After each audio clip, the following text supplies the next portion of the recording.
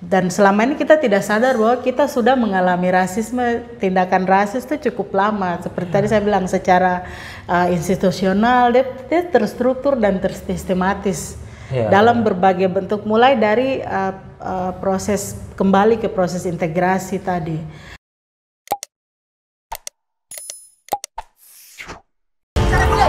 Hercules 3.000 lebih suara.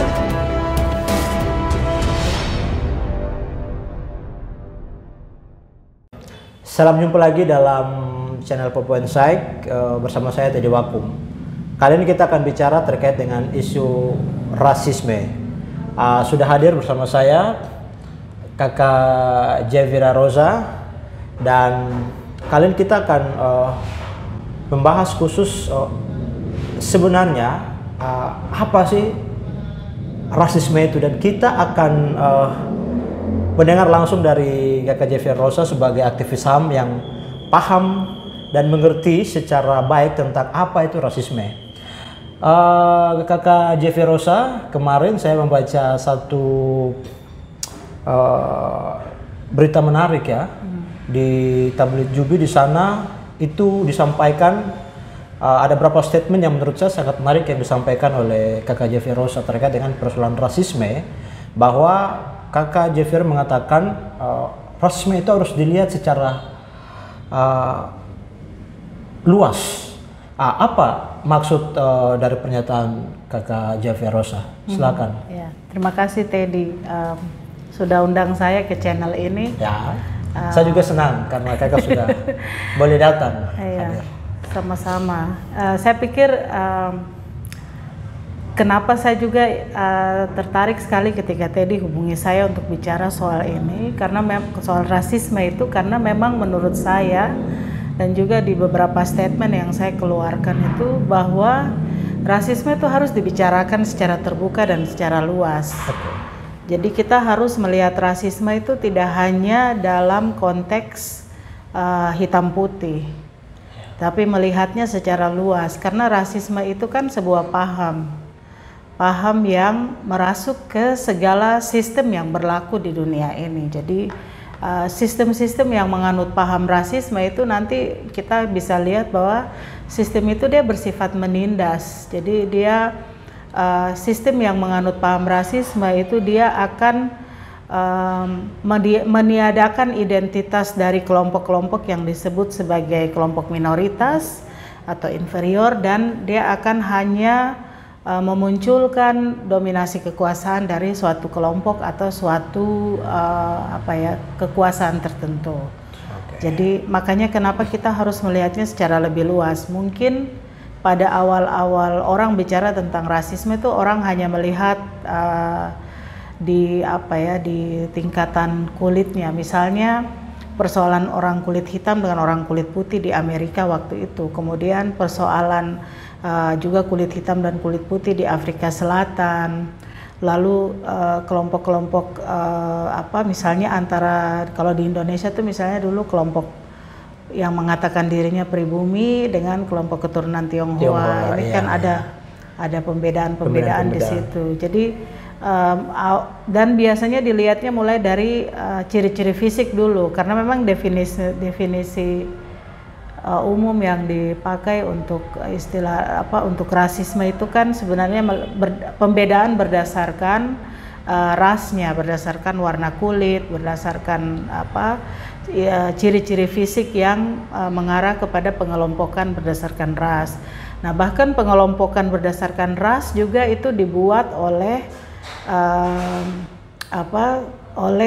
dunia pendidikan pada saat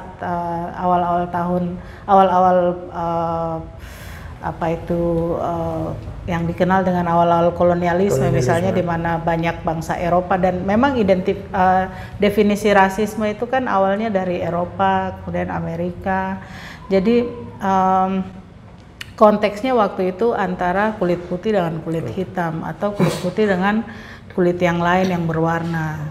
Istilah kulit berwarna sendiri baru berkembang setelah itu, tapi awalnya yang paling kuat itu di situ pembedaan antara orang kulit putih dengan kulit hitam, terutama mereka yang keturunan Afrika dan orang-orang Afrika.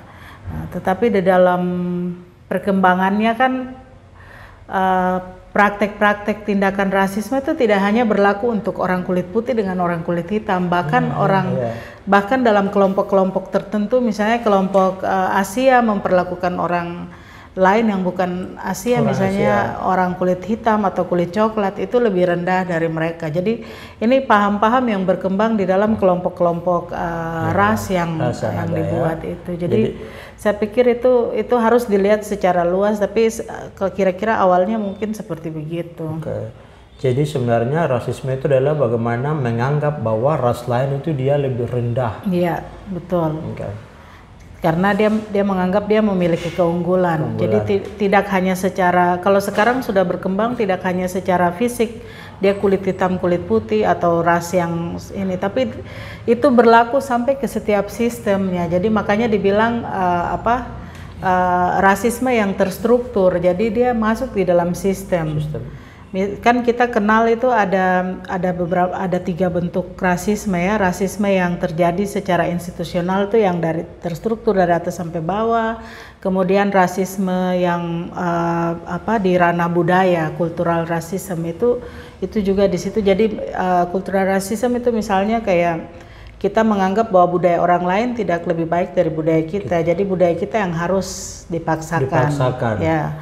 Terus yang satu lagi tingkatan yang berikut itu rasisme di ranah personal.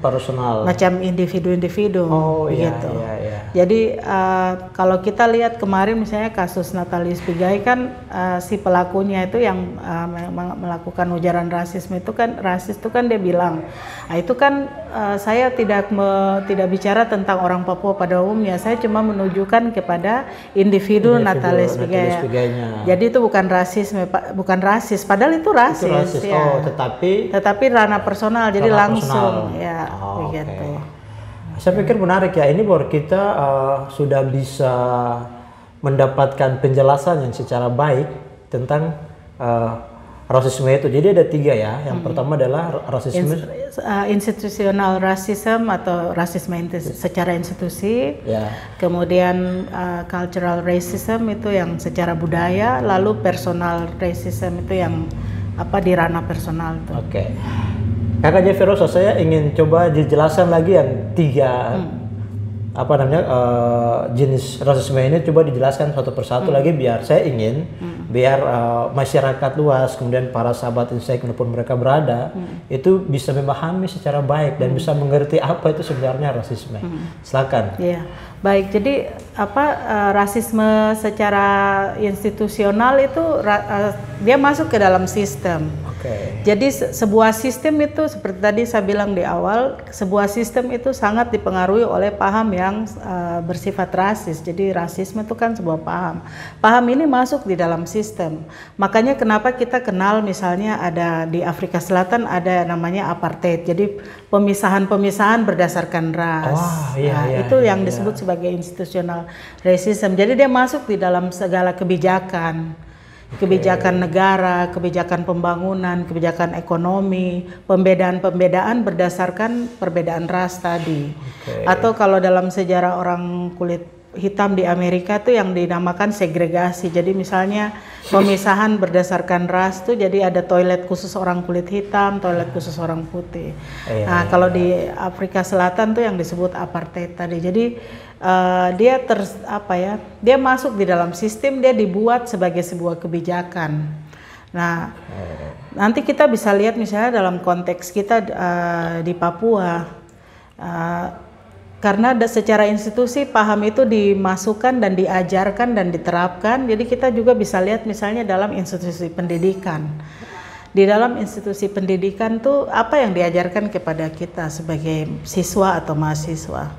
Cara berpikir kita tuh dibuat seperti apa begitu. Nah, itu kita harus bisa memilah-memilah itu untuk bisa menganalisis. Jadi ketika kita bilang tidak ada rasisme di Papua, yang ada itu hanya ujaran-ujaran kebencian. Nah, ujaran kebencian nih harus didefinisikan lagi.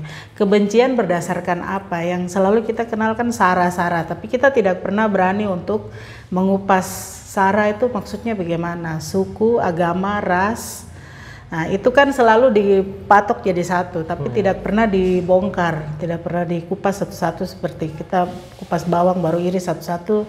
Belah. Memang nanti kalau kita membongkar dia tuh pedis.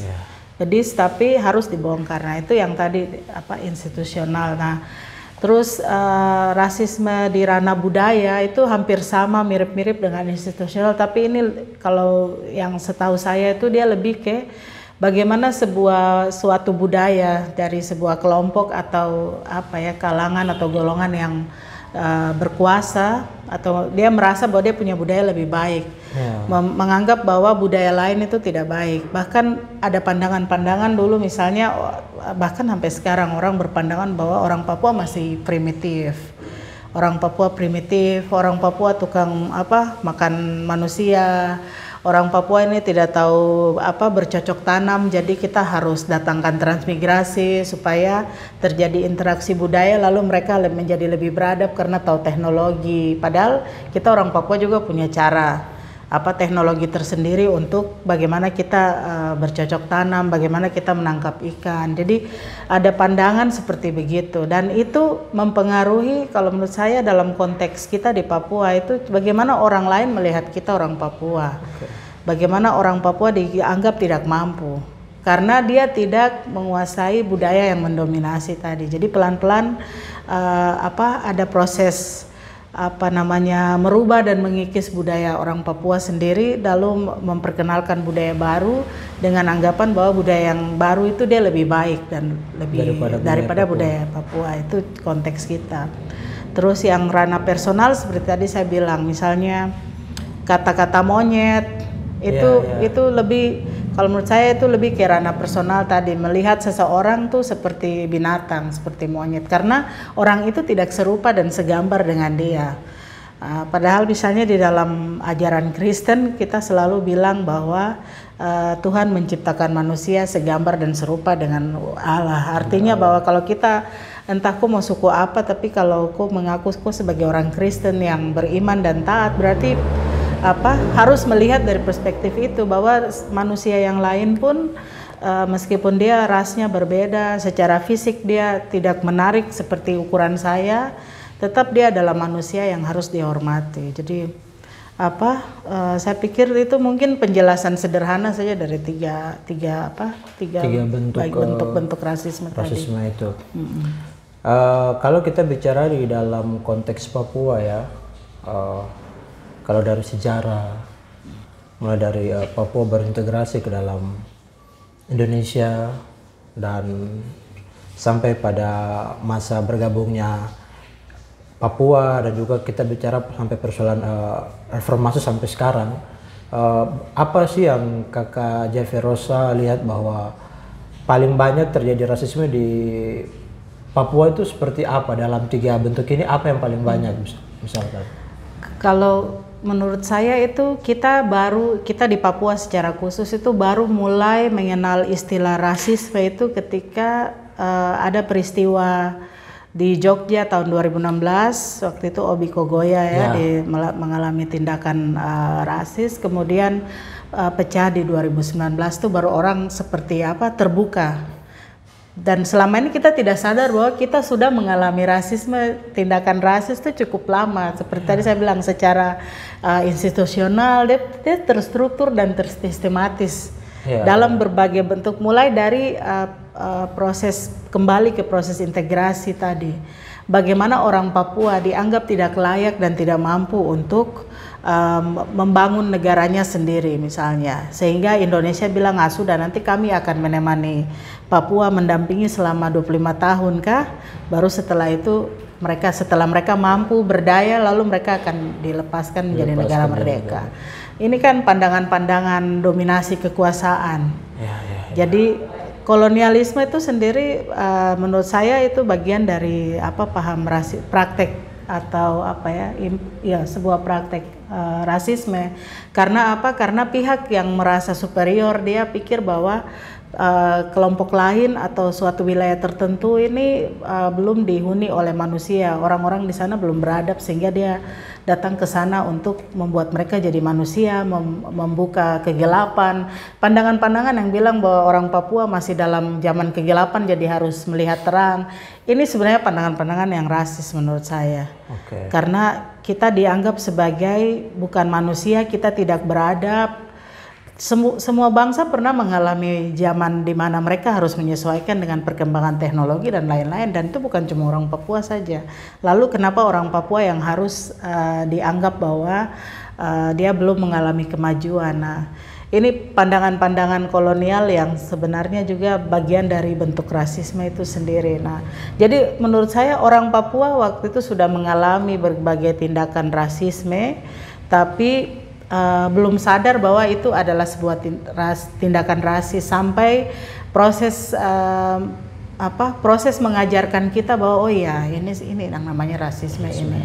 Jadi orang Papua belajar sendiri dari pengalamannya, pengalaman bersama, baik pengalaman individu maupun pengalaman kolektif, pengalaman penderitaan, pengalaman penindasan itu membuat mereka menjadi terbuka matanya bahwa kami sedang mengalami tindakan rasisme, kami sedang mengalami ketidakadilan. Maka jangan salahkan ketika 2019 itu pecah, di mana tidak ada yang mengontrol, tidak ada yang menyuruh turun ke jalan, tapi masyarakat turun karena kemarahan yang sudah terjadi cukup lama, tersimpan cukup lama ya. Jadi itu semacam akumulasi dari perasaan itu, tertindas yang cukup lama, yang tidak pernah didengar suaranya.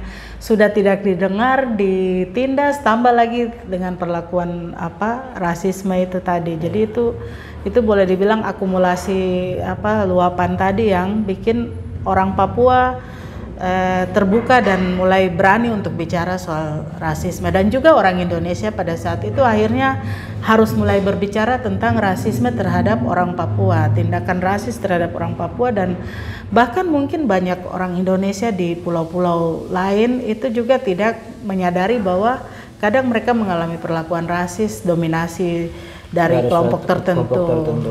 Jadi sebenarnya prosesnya sudah lama, hanya menurut saya kita mulai terbuka di situ. Makanya kenapa saya selalu bilang, makanya rasisme ini harus dibicarakan secara terbuka dan luas, supaya itu juga membuka pemahaman kita, baik orang Papua maupun juga orang Indonesia pada umumnya, bahwa kita sedang berada dalam sebuah sistem yang menindas.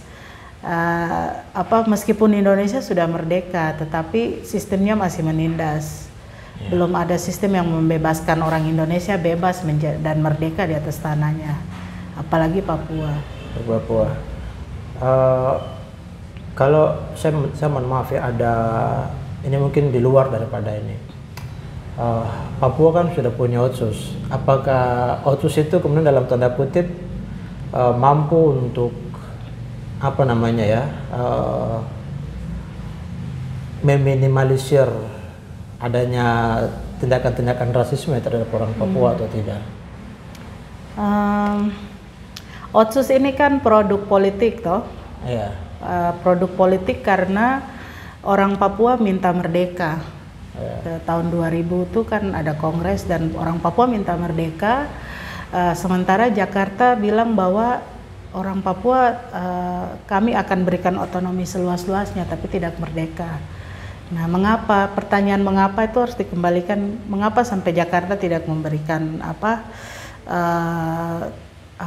kebebasan kepada orang Papua untuk menentukan nasibnya sendiri? Alasan-alasan yang sering kita dengar di media itu kan, atau komentar-komentar di media itu biasanya orang Papua kan belum mampu, masih terbelakang. Nah, itu terjadi ketika Timor Leste merdeka, referendum kan juga mereka bilang, nanti kalau kalian merdeka pasti kalian akan menderita, akan miskin, dan orang Timor Leste bilang kami sangat yakin bahwa kami mau miskin, mau jatuh bangun itu nasib kami sendiri. Karena begitu. Kalau dikaitkan kan, kalau kita baca di banyak pemberitaan kan, ya orang Papua harus diperhatikan lebih karena dalam tanda kutip ya kita bilang berarti orang Papua sebenarnya tidak mampu. Menurut saya itu kalau kita bicara dalam, misalkan tadi ada 3 bentuk, yang salah satunya yang pertama apa namanya? Institutional racism. Saya pikir itu bisa termasuk juga ya, artinya orang Papua dianggap tidak mampu. Iya, karena itu. Jadi kalau kita ingat pernah dengar Paulo Freire itu kan dia menulis tentang sebuah buku tentang pedagogi of oppressed. Jadi orang-orang tertindas ya, bagaimana melakukan pendidikan yang membebaskan bagi orang-orang tertindas. Nah, di situ ada salah satu bagian yang menyebutkan tentang bagaimana sebuah masyarakat itu sadar akan sebuah penindasan ya. Jadi kalau mau dibilang kita orang Papua ini kita sadar bahwa ada penindasan, tapi mental kita masih mental terjajah, dan itu persis yang Paulo Freire bilang. Jadi ciri-ciri mental bangsa yang terjajah adalah dia sadar akan penindasan, dia berontak.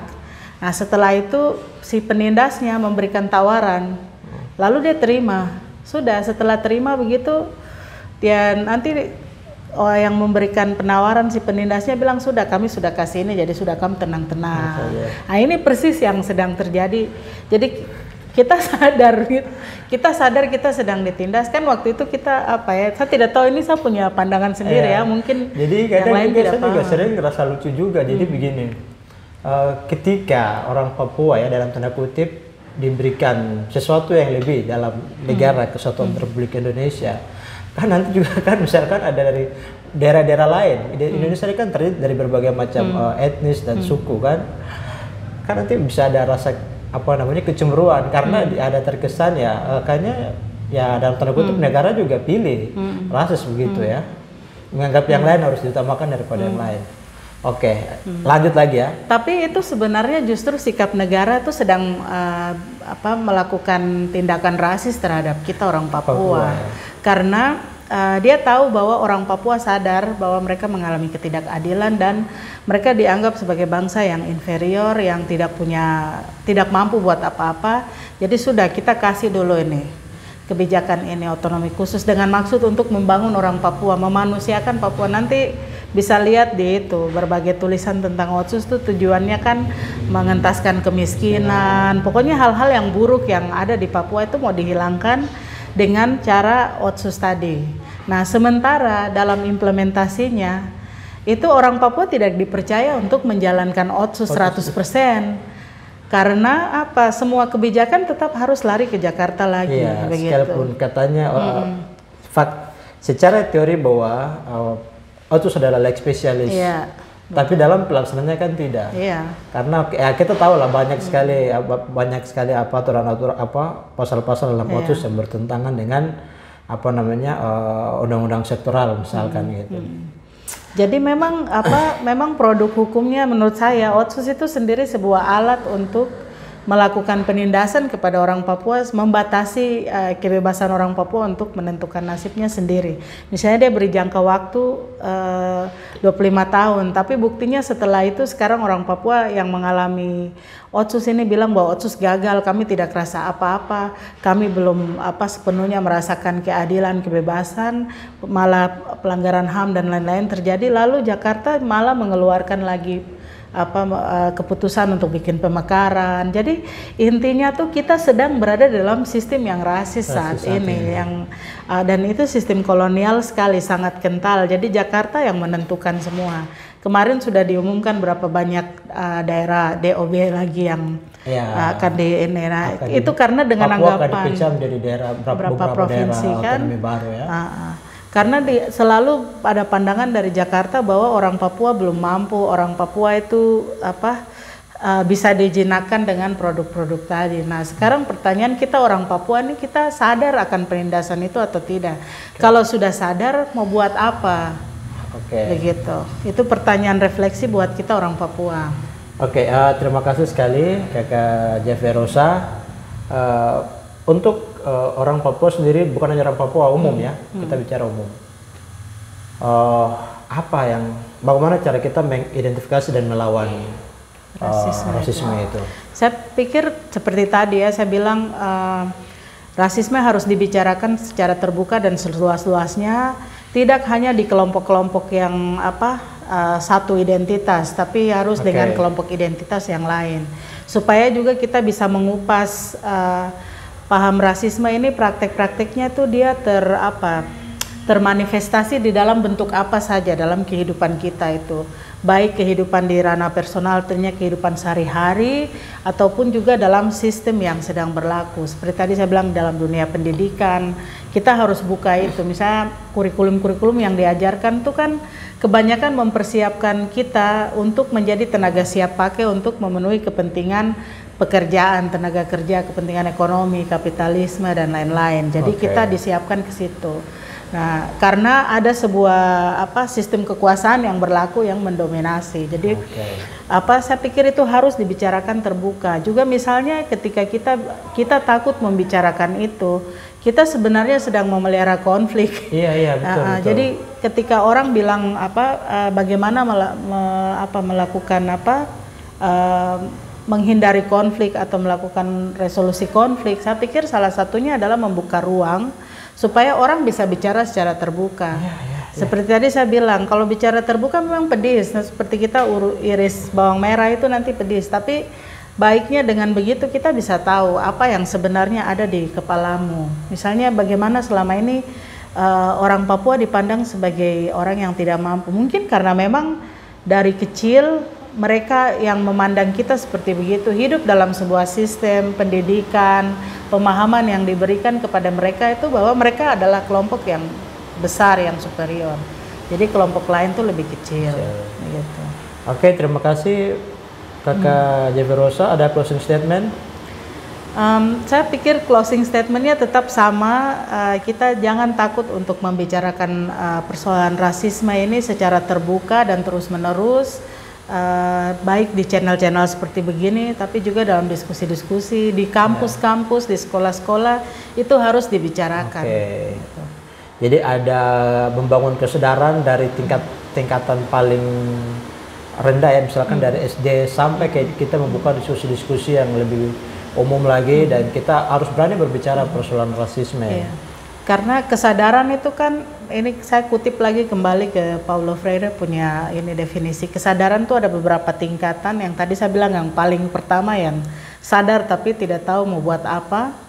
Tapi tingkatan yang paling tinggi adalah kesadaran kritis. Artinya ketika kita sudah bisa memiliki kesadaran kritis, kita memiliki sebuah kemampuan untuk membebaskan diri kita sendiri dari berbagai bentuk penindasan, dan itu memang harus lewat pendidikan kritis yang dibuat di setiap komunitas, di kampus, di mana saja.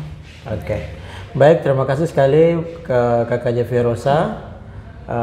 Para sahabat Papua Insight, saya pikir kita sudah mendapat penjelasan yang detail dan baik, dan kita punya pemahaman yang sangat-sangat baik terkait apa itu rasisme dan bentuk-bentuknya, dan bagaimana sikap kita untuk melawan tindakan-tindakan rasisme.